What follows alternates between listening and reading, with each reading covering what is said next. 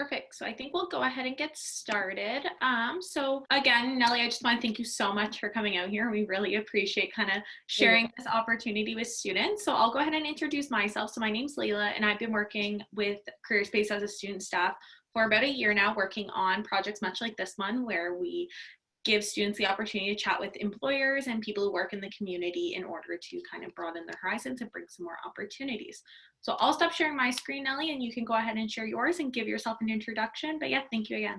Hi, everybody. My name is Nellie, and I'm from Autism HomeBase. We are a nonprofit charity that has been around for about 8 years now.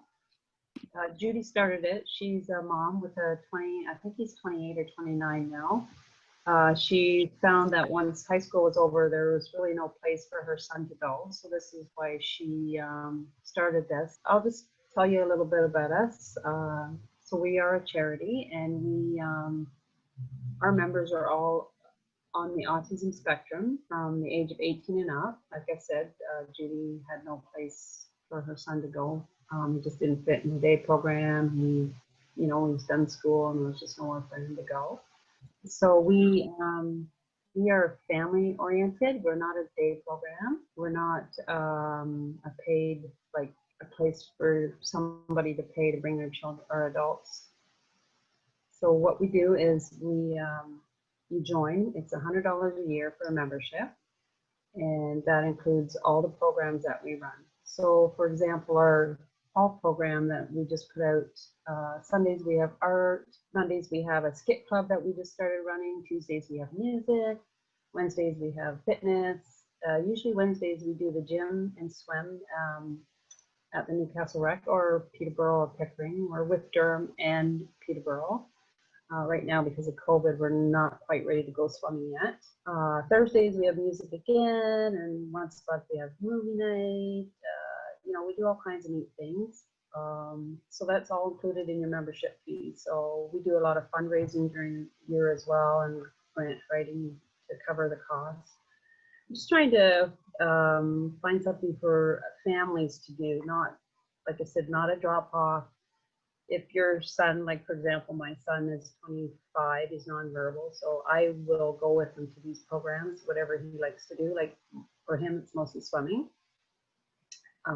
So it's not your support worker doesn't go with you, it is family. And so we're looking for volunteers that, might want to communicate and commit with some of the members and, play games, go swimming, whatever.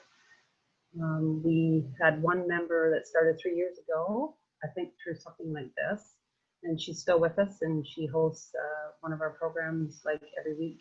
She's fantastic, and we need people like that to help us keep us going. Because like I said, we're nonprofit, and COVID really hit hard, obviously, with the fundraising and stuff.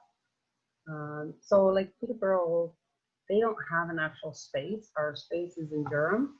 So for Peterborough, when their members go out, they'll go, like last week they went mini golf and stuff like that. So as a volunteer, that's what you would do. You would go to these programs with them.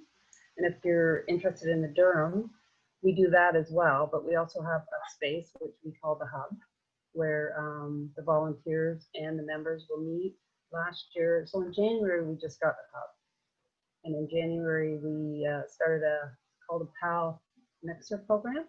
So what we did was we got a bunch of volunteers and we connected them with members, each individual member. So we kind of screened who would fit with who, and then they would do things out in the community, or we had once a month, we had a little thing here at the Hub where they would meet up and we had snacks and they play video games or board games or art, whatever, So we're looking for people that, would like to connect with our members, and our members are all across the spectrum. So we have some that are very high functioning that can, drive a car. They come here on their own. They, come and play a video game or something.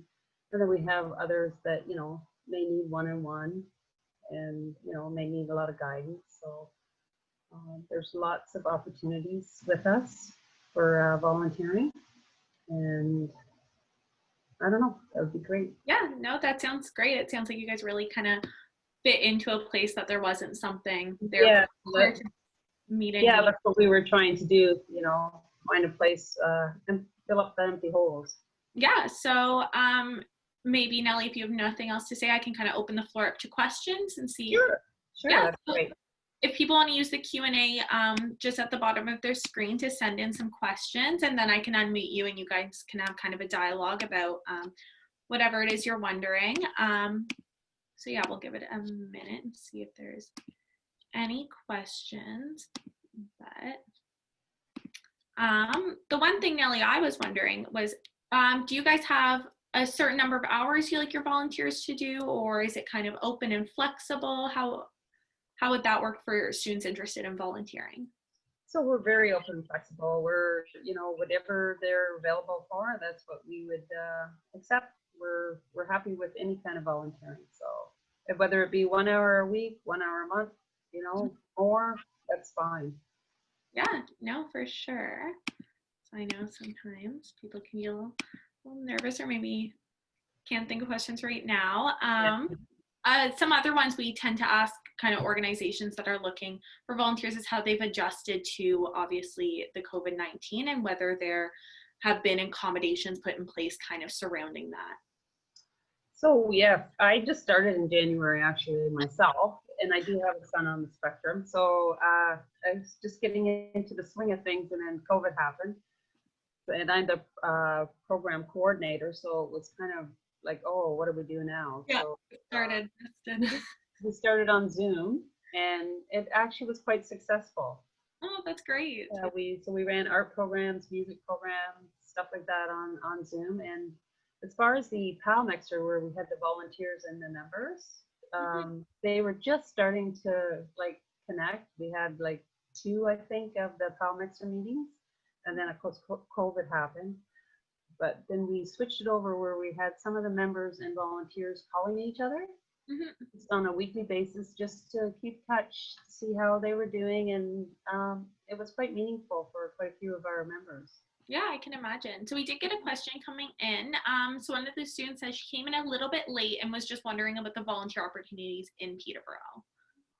Okay, so the Peterborough volunteer opportunities would be that you would go out in the community with the members. They meet up twice a month on a Sunday afternoon, and they, like I said last week, they went mini putt. It's all a lot of fun actually. So, it's just a good way to for them to be out in the community, and good way for volunteers to get to know our members. Perfect. So Chelsea, I've given you the opportunity to unmute yourself if you wanted to kind of open up that question a little more, or add anything to your question. Okay, so my older brother does have autism. That's why I was kind of intrigued by this volunteer opportunity. So I was just wondering, how can I go about filling out an application or to become a volunteer? Yeah. Oh, I can give you. Do you have the information, or do I give it to you? Yeah, here I can, or I can. Yeah, we can share it in the chat. Okay. And as well, we can also send an email out to anyone in the Zoom who is interested in kind of getting this information. So if you have it on hand, Nellie, you're free to share it, or I can pull it up and share. So I've put my email in chat. Perfect. The best thing would be to email me, and then I can give you all the information. How old is your brother? He's 25. Oh, he might be interested in joining the group then.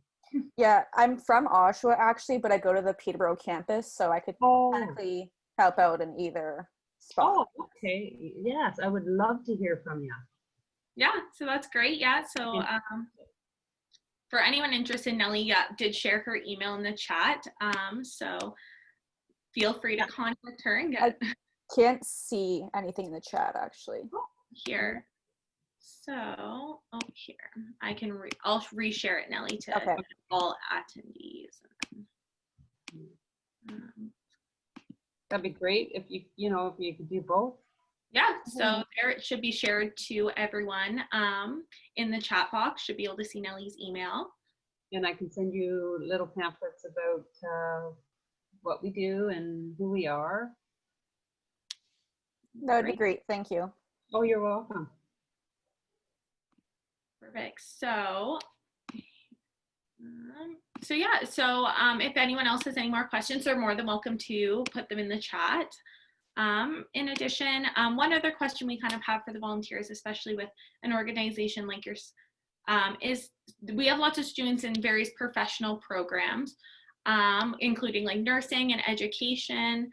So we were wondering if they're able to have their volunteer hours accommodated around their degree requirements. Yes, Mm-hmm. definitely. Yeah, that's great. And also, sports and recreation would be if somebody that's taking that course, that might be another interest for them, because that's what we kind of do, right? We get sports and recreation as programs for our members. No, that's fantastic.